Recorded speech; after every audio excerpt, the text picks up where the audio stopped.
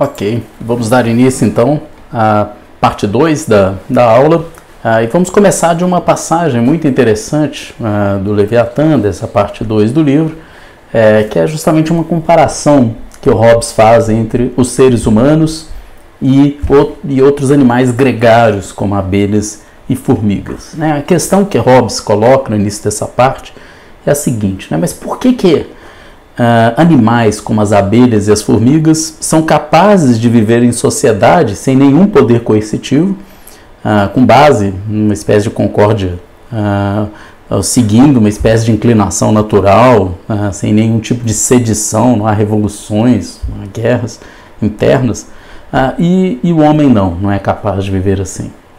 Em outras palavras, por que parece que a condição natural dos homens é a guerra e a condição natural desses seres, na organização de suas colmeias e de seus formigueiros, não parece ser o conflito ou a guerra? Por que o conflito é algo inerente ao humano e não seria das abelhas e das formigas, por exemplo? Bem, para responder essa pergunta, o Hobbes faz uma série de considerações e elas ajudam a gente a entender um pouco a natureza do político, que é específico do humano. Primeiro, o Hobbes vai apontar para o fato, ele vai responder essa questão, remetendo à especificidade da natureza humana. Em razão da competição por honra, por dignidade, surge entre os homens algo que é estritamente humano, próprio do humano, que é o sentimento de inveja, o sentimento de ódio e as guerras. Enfim, então isso não emerge nos animais. Bom, segundo ponto que o Hobbes vai ressaltar, o fato de que para abelhas e formigas não há diferença entre o bem comum e o bem individual. O apetite natural é sempre conforme, ou seja, aquilo que se busca individualmente está conforme ou de acordo com aquilo que é bom coletivamente. Já o ser humano não, ele encontra felicidade na comparação com outros seres humanos, o que acaba não promovendo o benefício comum. Enfim, então, no caso do ser humano, a felicidade muitas vezes é encontrada em coisas que prejudicam o benefício comum e não beneficiam a todos e a todas. Bem, terceira observação que o Hobbes vai fazer: os seres humanos, por usarem a razão, tendem a acreditar em seus juízos, ou seja, eles constroem suas próprias crenças, suas próprias visões de mundo, suas próprias concepções quanto à administração das atividades em comum, ou seja, como deve ser a organização da vida comum, política. Cada ser humano tem suas convicções e crenças políticas e, em certo sentido, acreditam ser mais sábios do que os outros, ou seja, cada um acredita saber o que é melhor para a organização da vida em comum. E, obviamente, nesse sentido, se diferenciam também dos animais. Quarta observação que Hobbes faz: por não dominarem a linguagem, os animais são incapazes de se enganarem mutuamente, diferentemente do ser humano. Então aqui mais a linguagem, curiosamente, é uma ferramenta que permite, se permite por um lado nos tornar racionais, etc., por outro permite que a gente se engane mutuamente. Aliás, do Cidadão tem uma passagem que o Hobbes diz o seguinte: a língua do homem é trombeta da guerra e sedição. Então perceba que a linguagem tem esse caráter dúbio, vamos dizer assim, duplo. Quinta observação que o Hobbes vai fazer sobre isso: o ser humano não se dá por satisfeito, então ele sempre quer mais, ele sempre deseja mais. Os que possuem mais lazer e ócio são justamente os mais sediciosos, aqueles que mais perturbam a república, aqueles que mais querem derrubar quem está no poder, etc. Sexta observação que Hobbes faz, quanto ao caráter não natural, não instintivo da sociabilidade humana. Esse eu acho um ponto assim fundamental da argumentação do Hobbes. O que o Hobbes vai dizer é basicamente que o modo como nós, seres humanos, vivemos, como nós construímos a nossa forma de socialização, não é natural. Ou seja, ao contrário das abelhas, como elas vivem, como vivem na colmeia, ou as formigas no formigueiro, que seria um modo de sociabilidade natural, o modo como nós vivemos não é natural, né? Esse é um ponto fundamental para Hobbes. Ele diz o seguinte, na página 146 para 147 do Leviatã: por último, o acordo vigente entre essas criaturas é natural, né? Essas criaturas são as formigas e as abelhas. O dos homens se dá apenas através de um pacto, que é artificial. Portanto, não é de admirar que seja necessária alguma coisa mais, além de um pacto, para tornar constante e duradouro seu acordo, ou seja, um poder comum que os mantenha em respeito e que dirija as suas ações para o benefício comum, né? Então percebam, isso é interessante, é o caráter artificial da vida humana, né, e de suas leis, que torna necessária a sujeição a um poder comum, né? Então é porque a vida é artificial e não natural que a gente precisa se sujeitar, que a gente precisa de um poder soberano, já que entre os homens a natureza não nos dirige ao benefício comum, né? Então olha que coisa curiosa, ao contrário dos outros animais, a natureza humana não conduz a um benefício para todos comum, pelo contrário, conduz à guerra, né? Uma condição de guerra, né? Então a única maneira de evitar isso é se submetendo. E a gente precisa se submeter, segundo Hobbes, justamente porque nosso modo de construção de vida é artificial. É cada um construído segundo suas próprias crenças. Há algo, portanto, de arbitrário em nossos juízos, em nossas leis, em nossa vida social. Arbitrário nesse sentido de que não é natural, não tem um fundamento racional, etc. E a única maneira de permitir que essa arbitrariedade, essa construção artificial, que isso permita uma vida pacífica, a única maneira é a força para manter a paz. É preciso essa força para manter a paz, nesse caso, porque a vida humana, a sociabilidade humana é artificial. Esse é um ponto importante para Hobbes, né? E ele dá um passo além na argumentação. Não só a gente precisa de leis e de uma força, como é preciso que haja um único soberano, né? Essa é uma tese importante, né? O Hobbes ressalta a necessidade de reduzir toda a pluralidade de interesses a uma única vontade soberana. Toda força, todo poder devem ser conferidos a um único ser humano, a uma única assembleia, né? Desde que seja possível reduzir todas as vontades a uma só vontade, né? Então, é importante para Hobbes essa redução de todas as vontades a uma só vontade. Vou ler uma passagem, então, do Leviatã sobre isso, na página 147. Diz ele: isto é mais do que consentimento ou concórdia, é uma verdadeira unidade de todos eles, numa só e mesma pessoa, realizada por um pacto de cada homem com todos os homens, de um modo que é como se cada homem dissesse a cada homem: autorizo e transfiro o meu direito de me governar a mim mesmo a este homem ou a esta assembleia de homens, com a condição de transferires para ele o teu direito, autorizando de uma maneira semelhante todas as suas ações. Feito isso, a multidão, assim unida, numa só pessoa, chama-se república. Em latim, civitas. É esta a geração daquele grande Leviatã, ou antes, daquele Deus mortal ao qual devemos, abaixo do Deus imortal, a nossa paz e defesa. Enfim, então essa é uma passagem famosa que aparece em referência ao termo Leviatã, justamente para nomear essa vontade, essa única vontade, são uma só vontade que vai prevalecer sobre todas as vontades individuais, sobre essa pluralidade de vontades que caracteriza a multidão.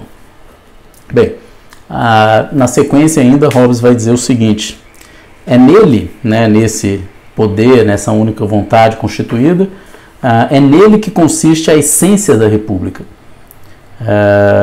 a qual pode ser assim definida: uma pessoa de cujos atos uma grande multidão, mediante pactos recíprocos uns com os outros, foi instituída por todos como autora, de modo que ela pode usar a força e os recursos de todos da maneira que considerar conveniente para assegurar a paz e a defesa comuns. Aquele que é portador dessa pessoa chama-se soberano, e dele se diz que possui poder soberano. Todos os demais são súditos, né? Então aqui fica claro para a constituição desse poder soberano, e a relação é essa, né? Aquele que pode, por meio de sua vontade, fazer o que bem entender, né, e prevalecer sobre a vontade dos demais, assim assegurando a paz e a defesa de todos, esse é o soberano. E todos os demais são súditos, né, os que vão se submeter a essa vontade única, né. Bom, na sequência do livro, encontramos esse ponto, né, desenvolvido, né, esse ponto desenvolvido de diferentes maneiras, né, de que não basta o consentimento, é preciso essa união para garantir a paz entre os seres humanos, né. O Hobbes vai ressaltar que a natureza desse poder, da instituição desse poder soberano, é mais do que uma procuração que a gente passa a alguém para exercer o poder em nosso nome, porque trata-se mais propriamente de uma renúncia irrevogável, né? Porque os indivíduos que estabelecem esse pacto, né, de instituição do poder soberano, eles renunciam de maneira irrevogável à sua liberdade, né, a possibilidade de fazer o que quiserem, né. E nesse sentido, não é uma mera procuração que pode ser revogada a qualquer momento, né. Você abre mão, renuncia, né, de uma maneira irrevogável a esse direito natural, né. Enfim, então, é nesses termos que o Hobbes pensa a instituição da República. Daqui a pouco a gente vai ver, inclusive, uma das consequências disso é a impossibilidade da desobediência legítima para Hobbes. Mas bem, ainda seguindo o Leviatã, Hobbes vai argumentar que há duas formas para a aquisição do poder soberano. A primeira seria pela força natural, a república por aquisição, segundo Hobbes, que é o domínio, por exemplo, que a gente vê no domínio paterno, no domínio despótico, etc. Nesse caso, o poder ele nasce da submissão, e a submissão àquele que nós tememos, aquele de quem nós temos medo, né? Não é a vitória que confere o poder sobre o vencido, segundo Hobbes, mas o pacto celebrado por este, o fato de se submeter ao vencedor por medo. É isso que garante esse poder soberano por força natural.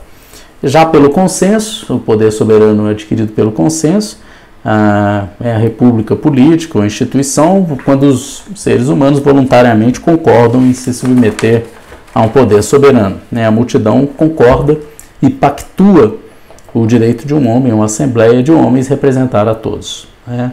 O poder soberano decorreria, assim, do consentimento da multidão, entendido como essa pluralidade de indivíduos, que ainda, né, prévio a qualquer tipo de união, sem uma vontade única, portanto, né? Aqui o Hobbes claramente apresenta um argumento tipicamente contratualista, de fundamentação do poder, ou seja, baseado no consenso.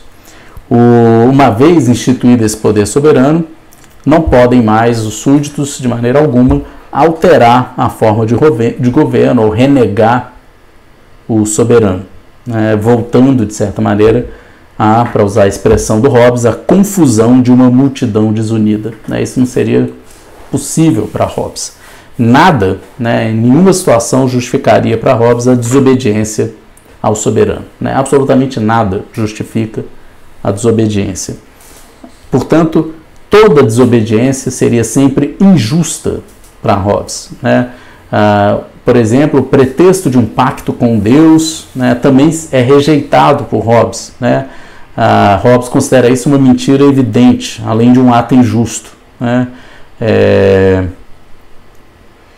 Bom, o Hobbes, aliás, parece...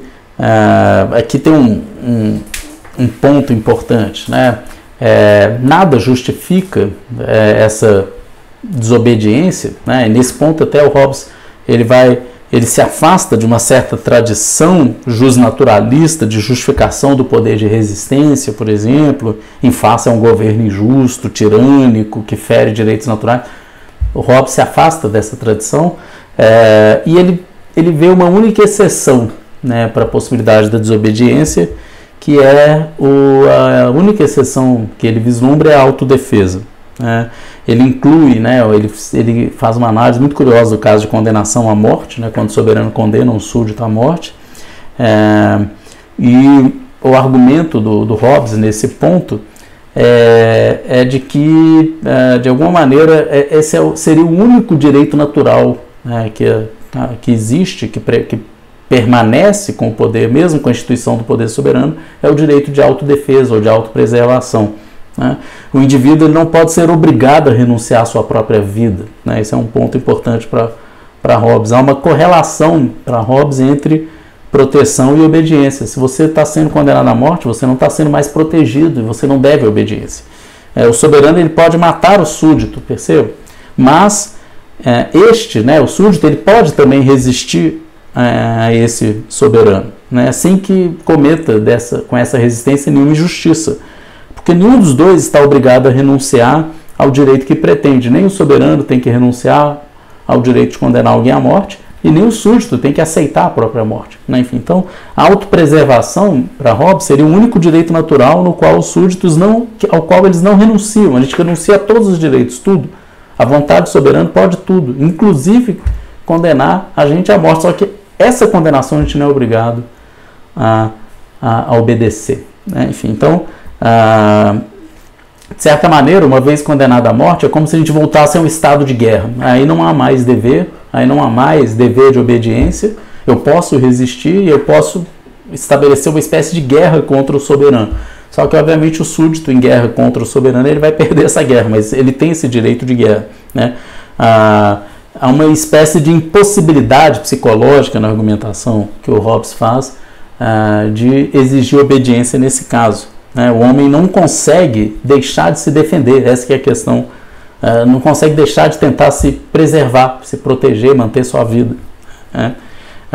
Diz o Hobbes, eu cito a passagem, o impulso da natureza para evitar a morte é tão certo quanto uma pedra que cai. Né? Então daí uma impossibilidade psicológica de exigir alguém obediência em relação à sua própria morte. Né? Enfim, então não haveria, né, nesse caso, nenhum benefício em se renunciar ao direito de se autodefender ou de se autopreservar. Bom, essa seria a única exceção para Hobbes. Fora isso, não há nenhuma possibilidade de desobedecer legitimamente ao poder soberano. Né? O Hobbes avança, né, nesse sentido para dizer que a alegação de transgressão ou rompimento do pacto por parte do soberano exigiria também, a gente não pode em nenhum momento dizer que mas o soberano também está descumprindo algum tipo de pacto, ele rompeu com o pacto, então isso me dá o direito de descumprir as suas ordens, as suas leis, etc. Né? O Hobbes vai dizer, olha, para que isso fosse possível, teria que haver um juiz que julgasse o próprio soberano, e esse juiz não existe. Né? Em última instância, o poder soberano ele deriva da força, na verdade, não dos pactos propriamente ditos, que não possuem esse poder de obrigar. Né? Isso é uma passagem também famosa do Leviatã, que eu vou ler na página 150 e 151, diz o Hobbes. Além disso, se algum ou alguns de um deles alegar que houve rompimento do pacto feito pelo soberano quando de sua instituição, e outros, ou um só dos seus súditos, ou mesmo apenas ele próprio, alegar que não houve tal rompimento, não haverá nesse caso nenhum juiz capaz de decidir a controvérsia. Há, portanto, um retorno à guerra, e cada um recupera o direito de se defender com a sua própria força, contrariamente à intenção que o levara àquela instituição. Portanto, é inútil conferir a soberania à guisa de um pacto anterior. A opinião segundo a qual qualquer monarca recebe o seu poder de um pacto, quer dizer, condicionalmente, deriva de não se compreender esta simples verdade, que os pactos, não passando de palavras e vento, não têm nenhuma força para obrigar, dominar, constranger ou proteger ninguém, a não ser a que deriva da espada pública, ou seja, das mãos livres e sem peias daquele homem, ou assembleia de homens que detém a soberania, cujas ações são garantidas por todos e realizadas pela força de todos os que nele se encontram unidos. Enfim, então, aqui fica claro a ideia de que não há um juiz que possa julgar o próprio soberano. Aliás, é um tema recorrente depois, na época da Revolução Francesa, etc., o grande escândalo que foi a condenação à morte, do rei do Luís XVI, o Luís XVI. O que mais espantava na época não era o fato do rei ser morto, como ele foi, porque reis mortos existiram vários em diferentes momentos da história. Agora, o que espantava foi o fato do rei ter sido julgado, ter sido condenado por um tribunal, mas isso é que era espantoso. Como pode um rei ser submetido às leis, como qualquer pessoa? Isso sim era espantoso. Então, Hobbes claramente defende essa concepção. Olha, não há ninguém que possa julgar o rei. O soberano não se submete a nenhuma das leis. Ele está acima, ele que é o garante das leis. A vontade dele é que dita a lei, etc.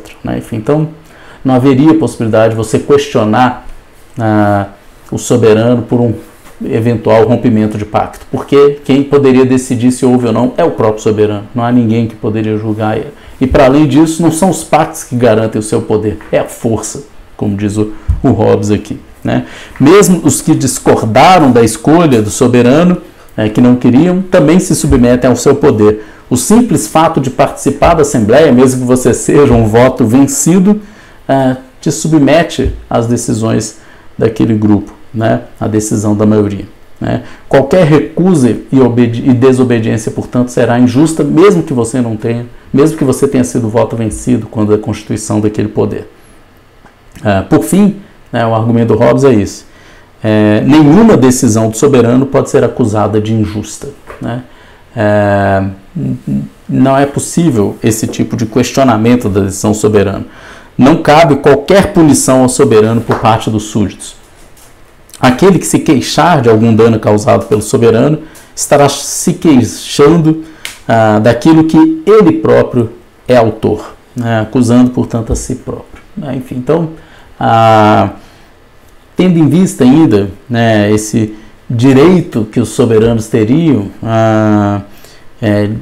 de permitir que se realize a finalidade da República, que é a garantia da paz, da segurança, cabe ainda aos soberanos, diz Hobbes, ser o juiz, não só o juiz de tudo, mas o juiz dos meios para a preservação da paz e da segurança. Enfim, então, ninguém pode questionar as decisões soberanas. Seria uma atitude sediciosa, que levaria à guerra e, portanto, deve ser punida. Cabe ao soberano determinar também, esse é um ponto forte aqui do Leviatã, uma defesa explícita da censura, porque caberia ao soberano também determinar quais opiniões são contrárias e quais seriam propícias à paz. E o Hobbes defende claramente a censura nesse ponto. O soberano ele deve ser o juiz das opiniões e doutrinas, evitando assim a discórdia e a guerra civil. Diz o Hobbes, cita aqui uma passagem do Leviatã, pois as ações dos homens derivam das suas opiniões, e é no bom governo das opiniões que consiste o bom governo das ações dos homens, tendo em vista a paz e a concórdia entre eles. Embora em matéria de doutrina não se deva olhar para nada senão para a verdade, nada se opõe à sua regulação em função da paz. Então, o Hobbes também do cidadão afirma algo dessa ordem. Ele diz o seguinte: para o interesse da paz é relevante que não seja divulgada aos cidadãos nenhuma opinião ou doutrina pela qual eles possam imaginar que tenham o direito de desobedecer às leis da cidade. Enfim, então, o Hobbes faz uma clara referência também nesse aspecto às doutrinas religiosas da época que instigavam muitas vezes a sedição. E quando ele trata dessa questão, tem uma frase famosa de Hobbes. Ele diz que ninguém pode servir a dois senhores, ou seja, ao soberano e à igreja. E prevaleceria, em última instância, o poder soberano, que deveria também ter poder sobre a própria igreja. Vou ler a passagem, isso está no Do Cidadão, claramente, na página 107, diz o Hobbes o seguinte: pois, Se um mandar que se faça certa coisa sob pena de morte natural e o outro a proibir sob a pena de morte eterna, e ambos tiverem direito a dar essas ordens, seguir-se-á não apenas que os cidadãos, embora inocentes, serão todos eles puníveis de direito, mas ainda que a própria cidade estará completamente dissolvida, pois ninguém pode servir a dois senhores. E aquele a quem acreditamos dever obedecer por medo da condenação da alma não é menos poderoso e até mais do que esse a quem obedecemos por medo à morte temporal.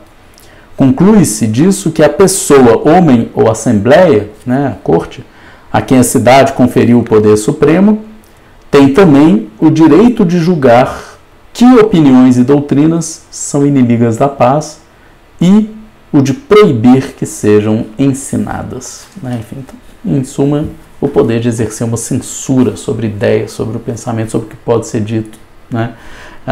Cabe ao soberano, então, ditar as regras sobre o que pode ser dito. E não só sobre o que pode ser dito. E aí entra uma outra tese. Hobbes vai além e diz, olha, não há justiça no estado de natureza. Não há o meu e o teu no estado de natureza. Não há propriedade no estado de natureza. Todos os direitos derivam do soberano. É ele quem dita as regras sobre os bens, sobre o que cabe a cada um, sobre o que é meu e o que é teu. A propriedade deriva do poder soberano. E aqui Hobbes é bem diferente, por exemplo, de Locke e de muitos outros pensadores. Nesse sentido, ele se aproxima muito de um argumento tipicamente positivista. O direito é a mera expressão da vontade soberana. É o soberano quem tem esse poder de legislar e de dizer o que é de direito, o que é devido a cada um. Tudo isso decorre de um poder soberano. Cito uma passagem do Cidadão sobre isso. Diz Hobbes: somente pelas leis da cidade é que conhecemos o que são o roubo, o homicídio, o adultério e a injúria. O roubo, o assassínio e todas as injúrias são proibidos pela lei de natureza. Mas o que há de se chamar roubo, o que é assassínio, adultério ou injúria a um cidadão não se determinará pela lei natural, porém pela civil. Pois roubar não é tirar de outra pessoa qualquer coisa que ela possui, mas apenas o tirar-lhe os bens. Ora, o que é nosso e o que é dele compete à lei civil dizer. Da mesma forma, o assassinato não é qualquer homicídio, mas apenas aquele que a lei civil proíbe. Nem toda união carnal com uma mulher constitui adultério, apenas a que está proibida na lei civil. Finalmente, toda quebra de promessa é injúria, se a promessa for conforme a lei. Mas, quando não há direito de firmar um pacto, não pode haver transferência de tal direito e, portanto, nenhuma injúria pode se seguir. E por aí vai. Enfim, então, aqui é um típico argumento positivista. Só existe um dever em função daquilo que está dito na lei civil. Não existe direitos que decorrem de uma suposta lei natural. E cabe ainda ao soberano não apenas ditar o que é meu e o que é seu, o que é a propriedade, o que é devido ou não, mas o Hobbes, ele atribui à autoridade uma série de competências. Autoridade judicial, ele julga as controvérsias, como diz Hobbes, tem o direito a usar da espada a seu próprio critério. Ele tem também o direito de fazer a guerra e a paz, o que ele chama de o gládio da guerra. Tem o direito de escolha dos conselheiros, ministros, magistrados e funcionários. Haja aparelhamento, hein? Ele tem o direito de punir ou castigar, o gládio da justiça, castigos corporais, pecuniários, ignomínia, ou também de recompensar, se quiser, a graça. Cabe ao soberano a avaliação pública da dignidade dos homens, concessão de honras, de honrarias, concessão de títulos, títulos de dignidade, de merecimento. É na soberania que está a fonte da honra, diz Hobbes. Enfim, o Hobbes conclui afirmando que esses direitos, todos eles, constituem a essência da soberania. Soberano é aquele que pode tudo isso, aquele que tem todos esses poderes. E por fim, o Hobbes vai destacar, esse é um argumento também importante, que qualquer que seja o soberano, é melhor um soberano qualquer que seja do que soberano algum, né? Pior do que um mau soberano é nenhum soberano. Cito o Leviatã, página 157, diz Hobbes, mas poderia aqui objetar-se que a condição de súdito é muito miserável, pois se encontra sujeita à lascívia e a outras paixões irregulares daquele ou daqueles que detêm nas suas mãos poder tão ilimitado. Geralmente os que vivem sob um monarca pensam que isso é culpa da monarquia, e os que vivem sob o governo de uma democracia, ou de uma assembleia, ou de outra assembleia soberana, atribuem todos os inconvenientes a essa forma de república.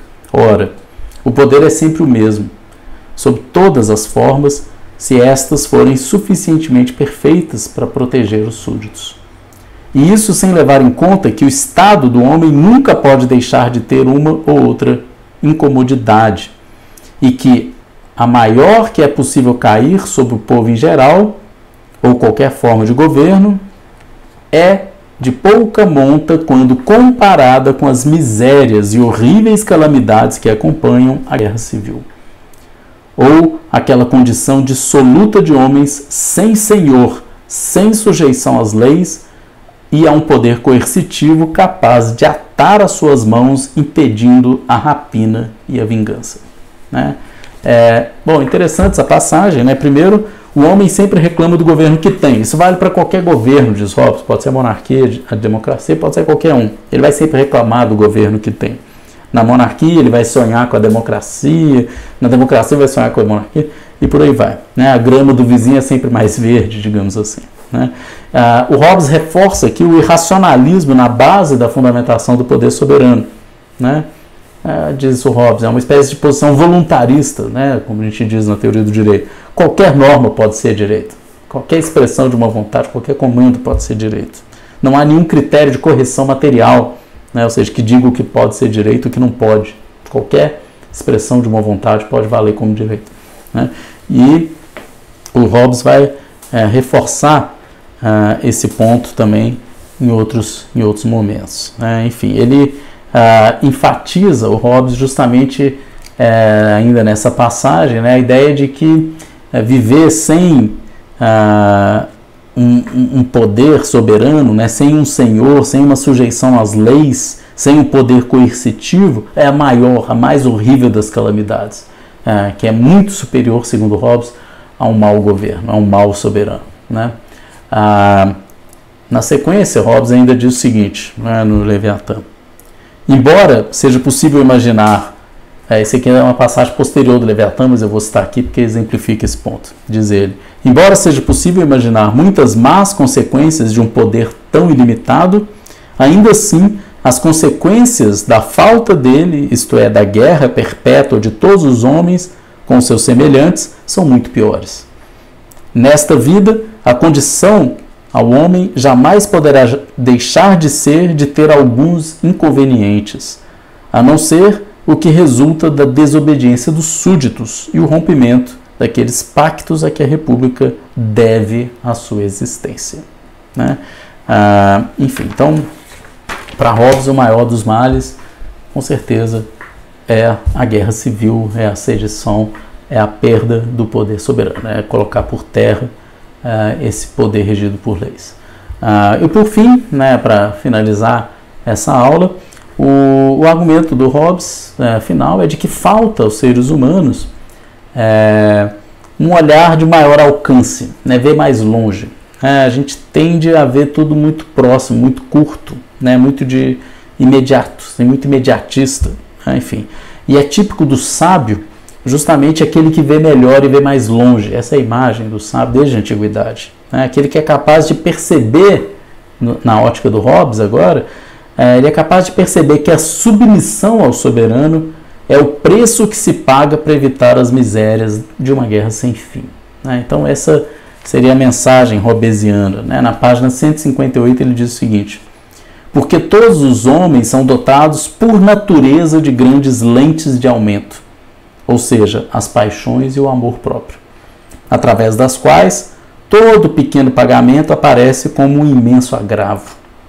Mas são destituídos daquelas lentes prospectivas, a saber, a ciência moral e civil, que permitem ver de longe as misérias que os ameaçam e que, sem tais pagamentos, não podem ser evitadas, né? Então, fim da citação. O que o Hobbes percebe aqui é que a gente, ser humano, a gente tem uma espécie de miopia. Se a gente vê perto, bem, mas a gente tem dificuldade de ver mais longe, né? A gente tem uma certa imprevidência, né? Pensando num ganho imediato, a gente acaba tendo um desgaste muito maior lá na frente, né? Que significa isso? Diz o Hobbes, é gananciosamente preferir ao bem futuro um bem presente. É um perverso de desejo de vantagens imediatas, né? São expressões do Hobbes. Mas é um pouco isso, né? Qual que é o desafio, então, da política? Por que a gente não quer se submeter a um soberano, diz Hobbes? Porque a gente quer fazer valer a nossa vontade. Só que a gente quer fazer valer o que a gente acha que é melhor, nossas crenças, etc. Só que a gente não se dá conta de que o efeito disso, no longo prazo, é a guerra, é o conflito interminável, é cada um querendo fazer valer a sua vontade, né? Então, o sábio é aquele que se dá conta de que querer ganhar agora vai fazer perder depois. No final, todos saem perdendo, né? Enfim, então, a postura submissa seria sábia, né? Parece que, no final das contas, em Hobbes, existe meio que uma moral da ovelha, né? A postura de ovelha, obedecer sempre é mais proveitoso. É o contrário, por exemplo, para fazer referência à primeira aula desse curso, é o contrário de Trasímaco, né? Do que disse Trasímaco, né? Para quem é o mais vantajoso, né? É justamente aquele que é capaz de submeter cidades e povos, né? Aquele que é capaz de governar e não de ser governado, é esse que tem vantagem, benefício, né? É o contrário que o Hobbes está dizendo, aquele que age como Trasímaco, no final das contas faz todo mundo perder, né? E o submisso, aquele que percebe as vantagens de se submeter, é como se ele tivesse feito um cálculo de maior extensão, digamos assim. Ele levou em conta, ele olhou mais longe, ele percebeu os efeitos de uma maneira mais completa, né? Ele viu mais longe do que os demais, né? Bom, com isso eu termino aqui a apresentação desse texto do Hobbes. Eu queria só reter uma imagem geral, porque talvez, acho que as pessoas às vezes olham para o texto do Hobbes e ficam muito, assim, focalizam demais nessa questão do poder absoluto, dessa figura de um único soberano, ter que se submeter a ele, a censura, uma série de coisas que hoje seriam dificilmente defensáveis pela maior parte das pessoas. Só que tem algumas coisas no Hobbes que eu acho que são interessantes a gente reter, que são assim, primeiro eu acho que o Hobbes é um filósofo que vai muito a fundo da questão política, de pensar os seus fundamentos, de pensar o que está por trás, etc. E tem uma espécie de ceticismo, né, na base do pensamento hobbesiano sobre a política, que eu acho muito interessante da gente recuperar, né? Ou seja, uma descrença, né, que Hobbes tem de que vai ser possível resolver o problema da política em termos puramente racionais, ou seja, que a gente vai estabelecer acordos e consensos completamente racionais e que isso vai garantir a paz na convivência humana. Isso não é possível para Hobbes. O Hobbes está querendo apontar para o fato de que existe um conflito irredutível, né, e de que nossas crenças políticas elas são mal fundamentadas. Eu acho que isso aqui tem uma lição interessante do Hobbes, né, que cada um de nós poderia pensar, né, sobre suas próprias posições políticas. De onde elas retiram seus fundamentos, né? De onde a gente sustenta as nossas crenças políticas? Será que a gente seria capaz de convencer as outras pessoas da correção dessas crenças? A própria experiência parece mostrar que não, né? Qual a possibilidade que a gente tem de convencer alguém sobre uma crença, uma opinião de natureza política, de fazer a pessoa deixar de ter uma opinião política para ter outra, apenas movida por argumentos, por razões? Qual a possibilidade disso acontecer? Será que é possível isso? Será que a gente é capaz de construir uma vida em comum, uma sociabilidade humana pacífica, apenas baseada em consensos, apenas baseada na razão, apenas baseada no argumento, na troca de ideias? Será que isso permite uma vida pacífica? O Hobbes, é claro que movido, assim, influenciado por um contexto de guerra civil, parece que a percepção dele é de que, olha, não é de se esperar que isso aconteça. Isso não é da natureza humana. Isso não vai acontecer. A única possibilidade de viver em paz é por meio de uma submissão a uma força maior. Esse é o argumento do Hobbes. Num certo sentido, assim, talvez a gente possa concordar, né, acho que muitos aqui concordariam com o diagnóstico de base do Hobbes, de que no fundo é impossível resolver os problemas da política por meio apenas do diálogo, do pacto, do acordo racionalmente motivado, e de que nossas crenças seriam bem fundamentadas. Parece que a gente pode concordar com Hobbes num certo sentido nesse aspecto, né, mas não necessariamente comprar a segunda parte do projeto hobbesiano, que é a renúncia completa, né, de sua liberdade em nome de um único poder soberano, com todas as atribuições que Hobbes atribui ao soberano, etc. Mas na base, né, a questão da fragilidade das nossas crenças, né, especialmente das crenças políticas, da impossibilidade da gente resolver nossas diferenças, né, apenas com base no acordo e na discussão. Acho que isso é algo realmente que a gente deve levar a sério do que Hobbes está nos dizendo, né? Com isso, então, eu finalizo essa segunda aula.